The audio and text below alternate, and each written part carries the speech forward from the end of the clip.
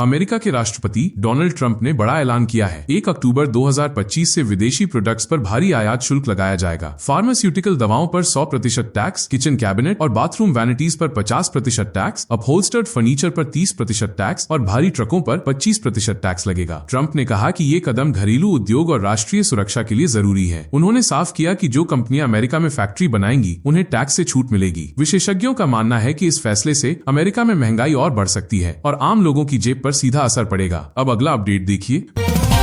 बिहार चुनावी माहौल में प्रियंका गांधी ने महिलाओं से अपील की कि वे अपनी असली शक्ति पहचानें। पटना में शक्ति अधिकार महिला संवाद कार्यक्रम में उन्होंने बीजेपी नीतीश सरकार पर महिलाओं को हक और सम्मान न देने का आरोप लगाया। प्रियंका ने कहा कि सम्मान चुनाव से पहले पैसे बांटने से नहीं बल्कि सही मानदेय, बेटियों की सुरक्षा और आत्मनिर्भर बनाने से मिलेगा। उन्होंने वादा किया कि जरूरतमंद महिलाओं को हर महीने 2500 रूपए, भूमिहीन परिवारों को 3 से 5 बिस्वा जमीन और महिलाओं के नाम मालिकाना हक दिया जाएगा। साथ ही राजस्थान की तरह 25 लाख का स्वास्थ्य बीमा योजना भी लागू करने का आश्वासन दिया। अब बढ़ते हैं आगे की खबरों में।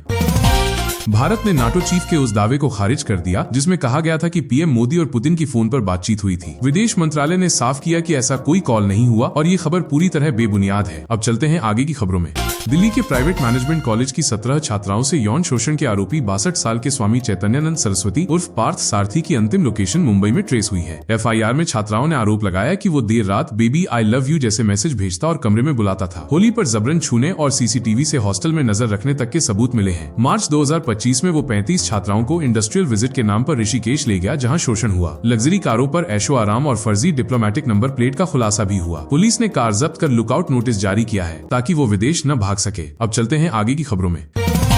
शिवसेना UBT नेता आदित्य ठाकरे ने इंडिया टुडे कॉन्क्लेव मुंबई में बड़ा बयान दिया। उन्होंने कहा कि महाराष्ट्र विधानसभा चुनाव में वोट चोरी हुई थी और वे जल्द इसका खुलासा करेंगे। आदित्य ने इसे लेकर चुनाव आयोग को पहले ही पत्र लिखा था। उन्होंने कहा कि वे इस पर सबूत पेश करेंगे, लेकिन कब करेंगे ये नहीं बताएंगे। ये उनका सर्जिकल स्ट्राइक होगा। आदित्य ने एकनाथ शिंदे पर भी परोक्ष निशाना साधते हुए कहा कि वे डरपोक लोगों का नाम नहीं लेते। उन्होंने बीजेपी के हिंदुत्व पर सवाल उठाए और कहा कि वे गौरवशाली हिंदू हैं, लेकिन बीजेपी से प्रमाण पत्र नहीं लेंगे। साथ ही उन्होंने पाकिस्तान के खिलाफ क्रिकेट मैच का भी विरोध किया। अब अगला अपडेट भी देखिए।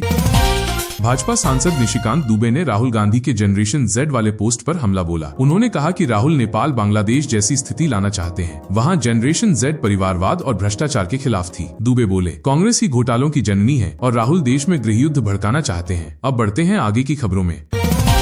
अमेरिकी राष्ट्रपति ट्रंप और ब्रिटिश PM कीर स्टारमर ने लंदन में प्रेस कॉन्फ्रेंस की। ट्रंप ने कहा कि अवैध प्रवासियों को रोकने के लिए जरूरत पड़े तो सेना का इस्तेमाल करो। दोनों नेताओं ने एक बड़े टेक्नोलॉजी इन्वेस्टमेंट समझौते पर भी साइन किए। अब बढ़ते हैं अगले अपडेट में।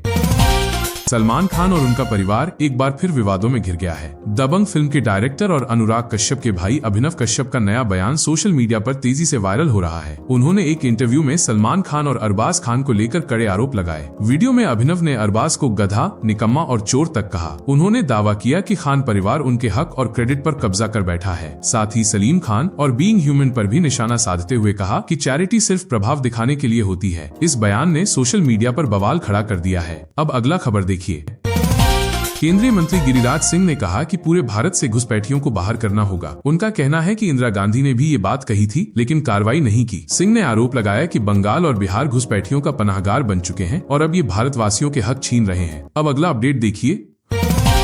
उत्तर प्रदेश सेवा चयन आयोग ने नई भर्ती परीक्षा की तारीख घोषित कर दी है। साथ ही आवेदन फॉर्म की फीस 3 गुना तक बढ़ा दी गई है। अब उम्मीदवारों को पहले से ज्यादा रकम चुकानी होगी। परीक्षा की तैयारियां तेज कर दी गई हैं। अब अगला खबर देखिए।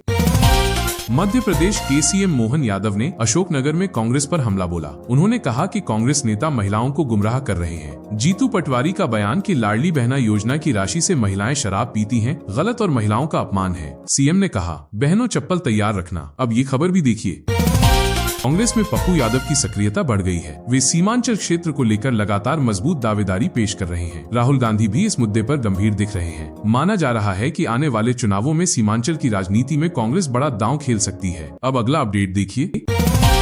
उत्तर प्रदेश के मुख्यमंत्री योगी आदित्यनाथ ने बरेली में एक्ट्रेस दिशा पाटनी के घर हुई फायरिंग का जिक्र करते हुए कहा कि अपराधियों का यूपी में कोई भविष्य नहीं है। उन्होंने बताया कि घटना में शामिल बदमाश पुलिस मुठभेड़ में घायल होकर चिल्लाने लगा कि गलती हो गई जो वो यूपी आ गया। योगी ने चेतावनी दी कि महिलाओं की सुरक्षा से खिलवाड़ करने वालों का यही हाल होगा। CM ने कहा कि सरकार जीरो टॉलरेंस की नीति पर काम कर रही है और महिला सुरक्षा पर कोई समझौता नहीं होगा। उन्होंने महिला पुलिस कर्मियों की बढ़ती संख्या और महिला स्वयं सहायता समूहों को आत्मनिर्भर बनाने की योजनाओं को भी गिनाया। अब बढ़ते हैं अगली खबर की ओर। बिहार के बगहा में युवती से दुष्कर्म कर शादी का झांसा देने वाले युवक और उसके परिजनों पर केस दर्ज हुआ। युवती का आरोप है कि आरोपी 1.5 साल तक शोषण करता रहा और फिर शादी के लिए 5 लाख रुपए दहेज मांगा। विरोध करने पर युवती और उसके स्वजनों को मारपीट कर घर से भगा दिया गया। अब अगला अपडेट देखिए। ओडिशा के श्री जगन्नाथ मंदिर में अब अधिकारियों, पुलिस कर्मियों और सेवकों के लिए भी मोबाइल फोन पर रोक लगाई जाएगी। मंदिर प्रशासन ने साफ किया है कि परिसर में खुलेआम मोबाइल चलाने पर सख्त कार्रवाई होगी। जरूरी कॉल के लिए सिर्फ निर्धारित जगह पर ही फोन इस्तेमाल होगा। अब आगे की खबरों में बढ़ते हैं। अमेरिका के पूर्व राष्ट्रपति डोनाल्ड ट्रंप ने H-1B वीजा के लिए अब $1 लाख फीस लगाने का फैसला किया है। इस फैसले से गूगल, मेटा, माइक्रोसॉफ्ट और अमेजन जैसी दिग्गज टेक कंपनियां चिंता में हैं। इन कंपनियों में बड़ी संख्या में विदेशी कर्मचारी H-1B वीजा पर काम कर रहे हैं। मेटा, अमेजन और माइक्रोसॉफ्ट ने पहले ही अपने विदेशी कर्मचारियों को ईमेल भेजकर सावधानी बरतने को कहा था। अब गूगल ने भी कर्मचारियों को ईमेल कर तुरंत अमेरिका लौट आने की सलाह दी है। गूगल ने चेतावनी दी कि नई पॉलिसी में अमेरिका से बाहर जाने पर दोबारा एंट्री मुश्किल हो सकती है। कंपनी ने भरोसा दिलाया है कि वो कर्मचारियों का पूरा सपोर्ट करेगी और हालात पर लगातार नजर रख रही है। अब बढ़ते हैं आगे की खबरों में। तालिबान ने अफगानिस्तान की यूनिवर्सिटियों से महिलाओं द्वारा लिखी गई किताबें हटाने का आदेश दिया है। साथ ही यौन उत्पीड़न से जुड़ी किताबों को गैर कानूनी घोषित कर दिया गया है। इस फैसले की अंतर्राष्ट्रीय स्तर पर कड़ी आलोचना हो रही है। अब बढ़ते हैं आगे की खबरों में।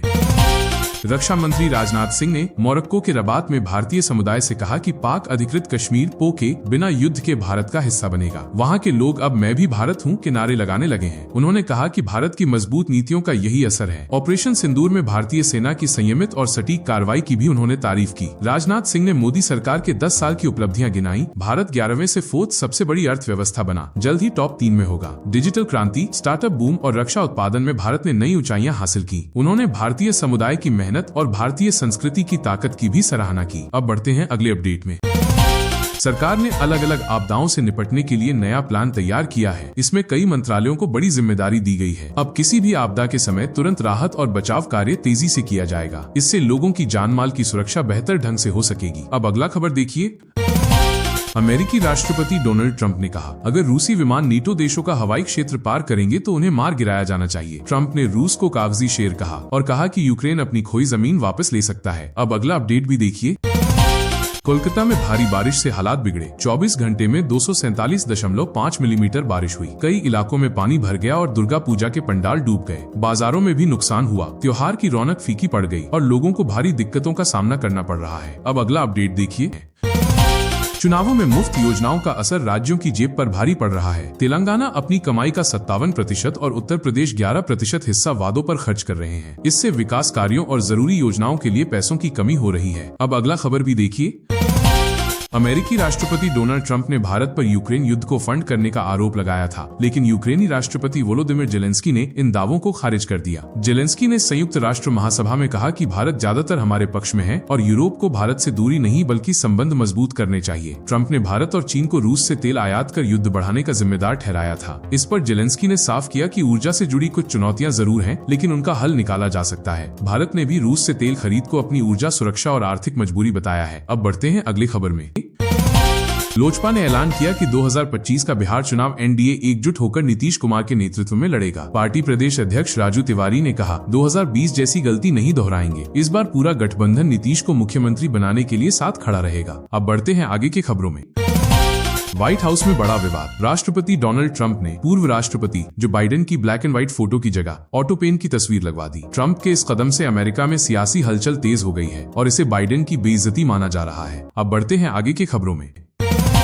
लद्दाख में हालात तनावपूर्ण हो गए हैं। पर्यावरणविद सोनम वांगचुक पिछले 15 दिनों से भूख हड़ताल पर हैं। उनकी अगुवाई में छात्रों और स्थानीय लोगों ने लेह में बड़ा प्रदर्शन किया। प्रदर्शनकारियों की पुलिस से झड़प हुई, पथराव किया गया और सीआरपीएफ की गाड़ी व बीजेपी दफ्तर में आग लगा दी गई। आंदोलनकारियों की 4 बड़ी मांगे हैं। लद्दाख को पूर्ण राज्य का दर्जा, संविधान की 6ठी अनुसूची में शामिल करना, 2 लोकसभा सीटें और जनजातियों को आदिवासी का दर्जा। बुधवार को लद्दाख बंद के दौरान हजारों लोग सड़कों पर उतरे। फिलहाल स्थिति काबू में बताई जा रही है। अब बढ़ते हैं अगली खबर में। भारत ने वेस्टइंडीज के खिलाफ 2 टेस्ट मैचों की सीरीज के लिए टीम घोषित की। शुभमन गिल को कप्तान और रविंद्र जडेजा को उप कप्तान बनाया गया है। देवदत्त पडिक्कल की वापसी हुई, जबकि करुण नायर बाहर हो गए। टीम में जसप्रीत बुमराह, कुलदीप यादव और मोहम्मद सिराज भी शामिल हैं। अब बढ़ते हैं अगले अपडेट में।